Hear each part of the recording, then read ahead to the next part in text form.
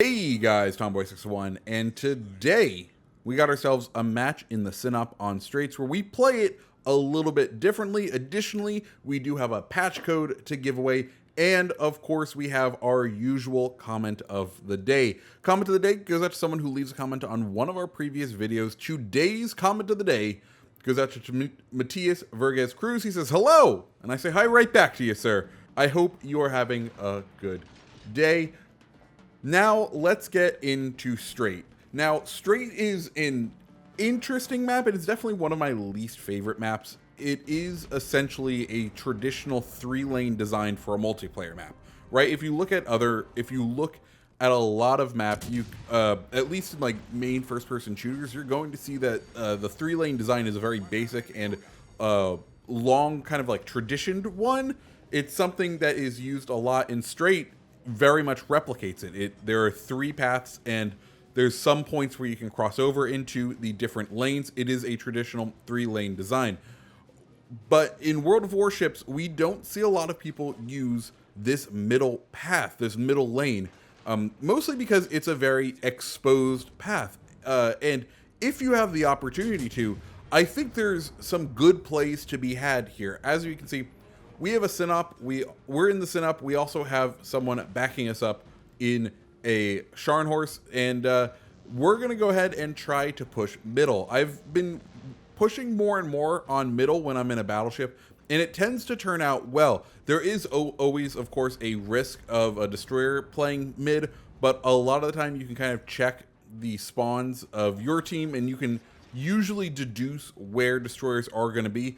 Also, a lot of the time, I find destroyers still kind of don't go into the center because they don't want to risk being caught out in that open water.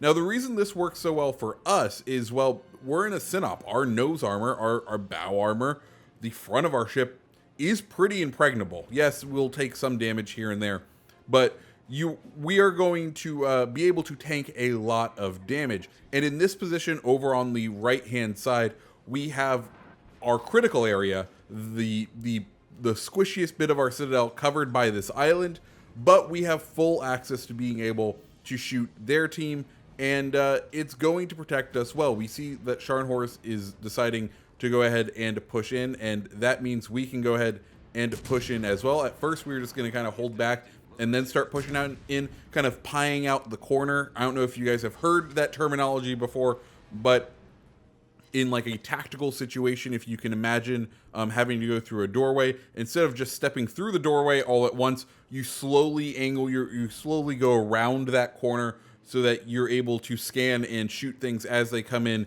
slowly through your line of sight. And that's kind of how you want to play this bit right here. You have this corner right here that you can go ahead and slowly get yourself to go around. You have the armor to slowly kind of nose your way in and see what's there. We also do have excellent firing shots right now at the entire of the left-hand side of the team. We can see that their team has kind of split down the center, down the middle. Guide pops up, and he was at first what I was going to be worried about, but turns out he didn't have much health. We're able to go ahead and take first blood really late into the match. Like we're almost 4 minutes into this match, and that was first blood, which is very unusual because you'll usually see first blood in the opening like 2 minutes of a game. It was very impressive that both teams were reserved enough. I mean, it does happen when you get 2 sort of reserved teams on Straits that the first blood does take a little bit. Now, as we can see, the right-hand side of the map has sort of collapsed, and that's given us the permission to go ahead and start pushing our way to kind of flank these enemies over here. If their team had managed to stay back and hold that right side of the map, it would definitely be a little bit harder for us to make this push, but thankfully they decided to push all the way through the Strait and are currently duking it out with our team in our backfield, which has cleared the center line for us to go ahead and push through. We did get that wonderful citadel damage on the cruiser, and now it's looking like King George wants to go ahead and sail broadside, so we will happily deliver to him a salvo very soon. Also, Nagato turning in, so we may go ahead and deal with him. One of the things you do have to keep in mind is a lot of times players aren't checking the minimap. They're not realizing where they have those crossfires on. Nagato knows we're here. That King George hasn't really paid us much mind yet, and if we fire a salvo at him, he's going to start to realize that there's a synop that he can easily start chipping away damage at. At this point, I do want to go ahead and give out that patch code. It's for this patch right here. It's celebrating VE Day, Victory in Europe Day. To get this patch, you're going to go to wowlegends.com/code-redeemer, and you're going to type in NP9ZPCGWS5.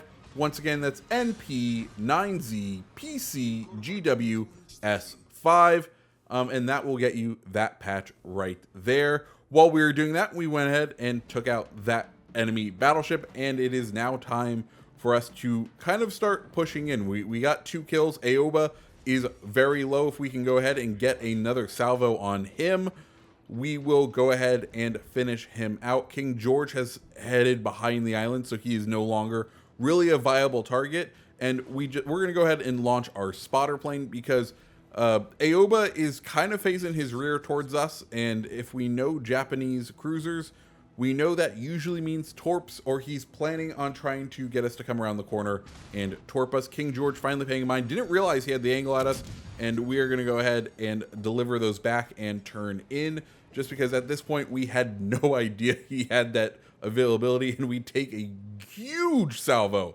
of 18,000 damage. Aoba backing up, which usually means torps are on the way. We go ahead, throw it in full reverse.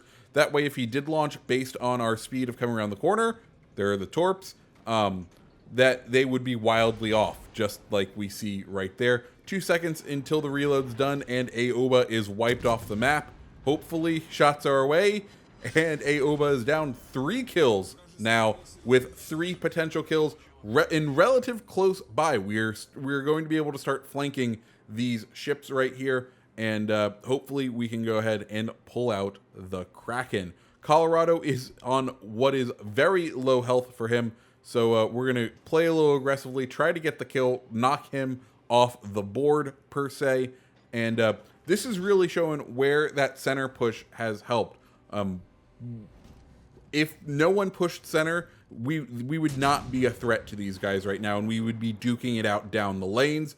But because we went ahead and pushed center, we now have access to these ships, and there goes the Colorado. Devonshire, the only ship left, and what we need to get the Kraken. So it is full speed ahead to try and intercept him before he gets taken out by one of our friendlies. At this point, we don't need to worry about capturing the base.